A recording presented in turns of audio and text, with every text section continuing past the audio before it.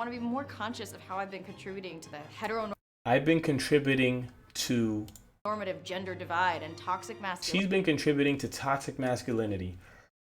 Her being a piece of shit isn't contributing to toxic femininity. No. Her shitty behavior is contributing to men being even shittier than they already are. Like, that's basically what she's saying.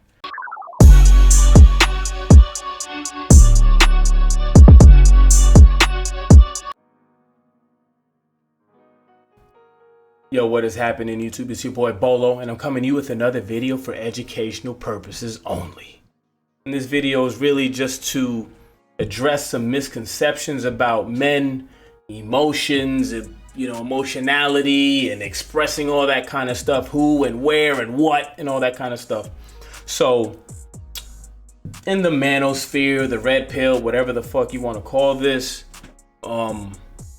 I see a lot of these platforms talk about how you cannot express yourself in front of a woman, which I would say is true in general, but there are some exceptions that I never hear them talk about. If your mother or father or child or dog dies, you get a pass. Okay? Now, I'm not talking about full on bawling for hours and all that kind of shit. But you're allowed to shed some tears, okay? You can sniffle a little bit if your fucking dad just died. You know what I'm saying? They never talk about that. They really just act like you're never supposed to cry at all. You get some passes when it's extreme circumstances that you cannot control. Because, at that point, it's like, okay, well, what else? Like, I can't blame him for crying here because there's nothing else he can do, okay?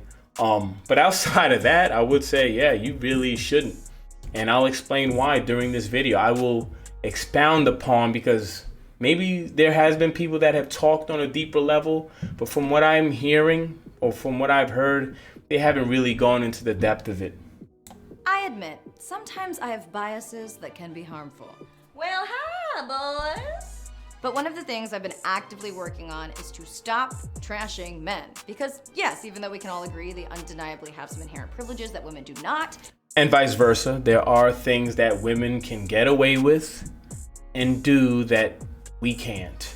Okay, I mean, that's life. We're different, so we have different standards. I'm not mad at the advantages that women have at all. I know a lot of guys get very salty and I can't do this that you.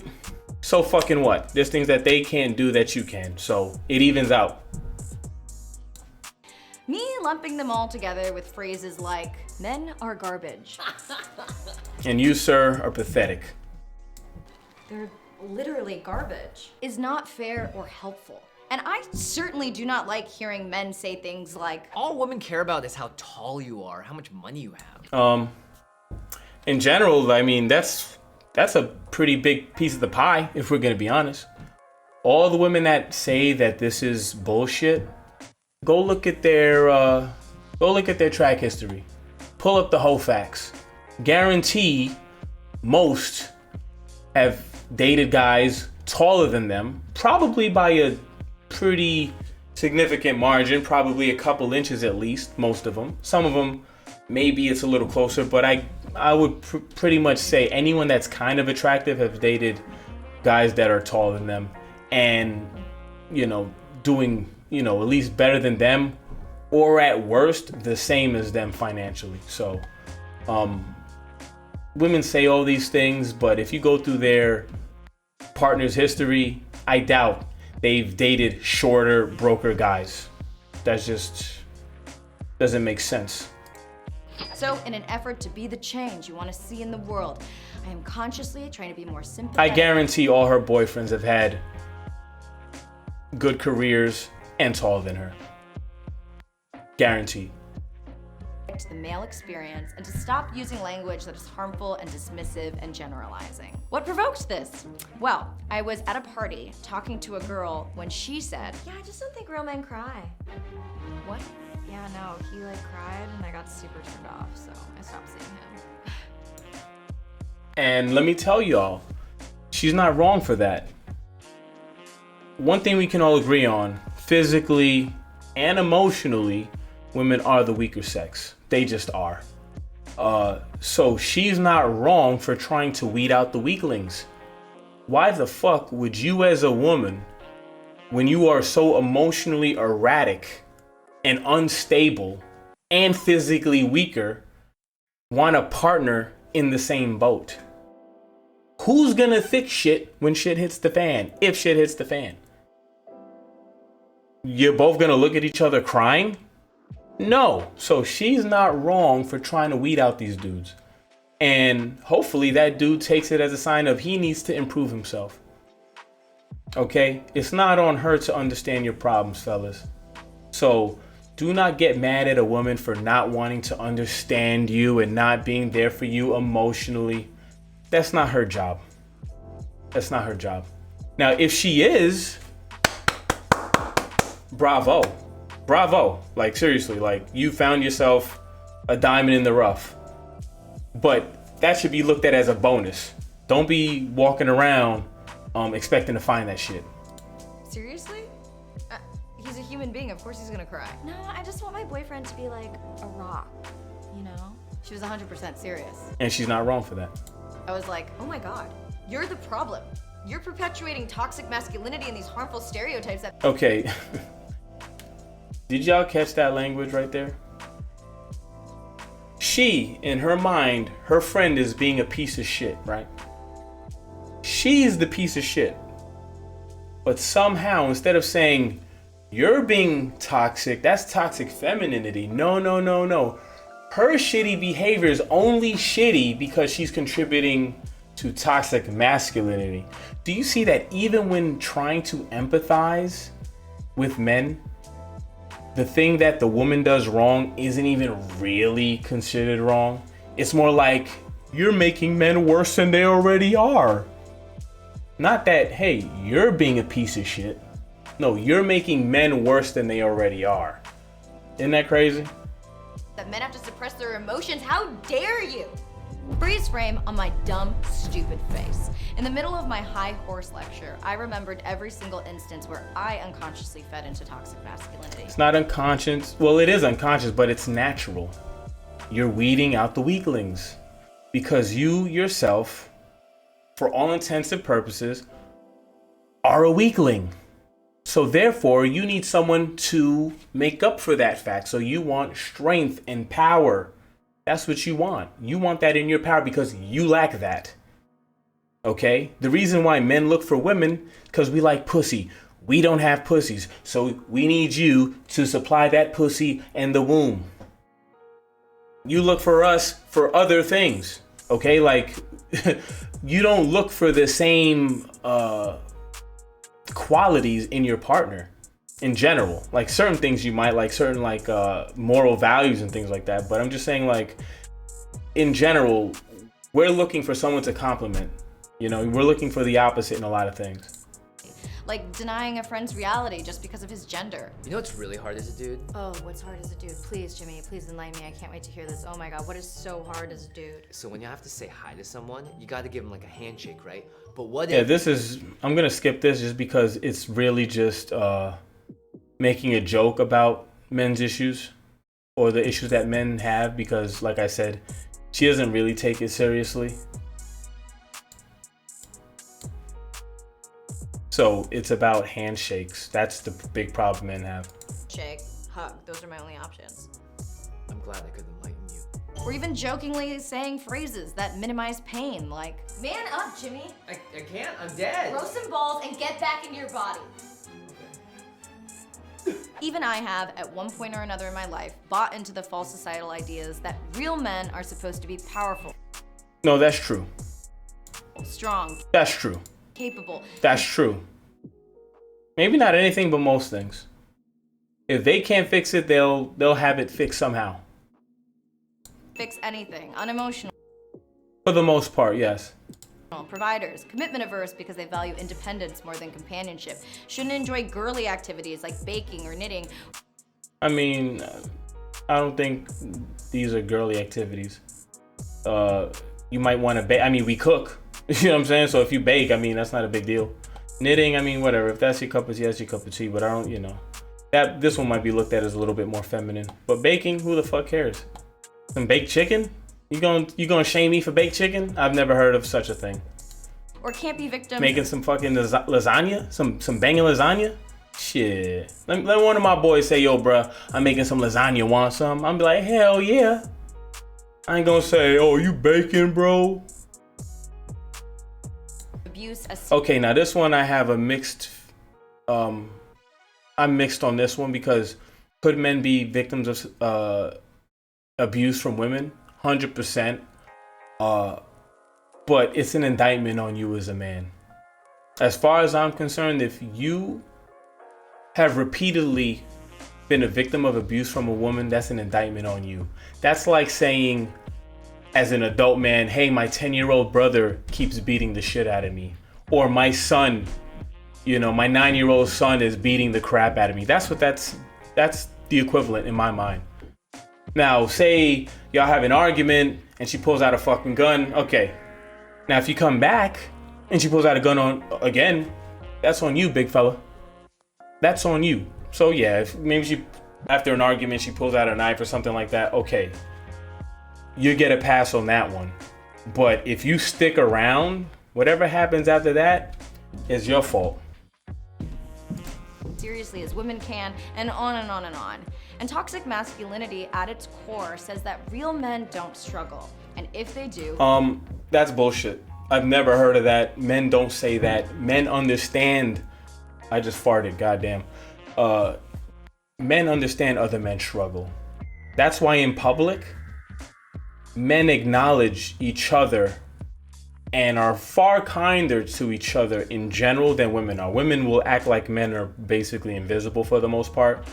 But guys, especially working guys, it's, yo, what's up, man? Yo, have a good one. Yeah, brother, what's up? Yo, don't work too hard, bro. We understand how hard it is.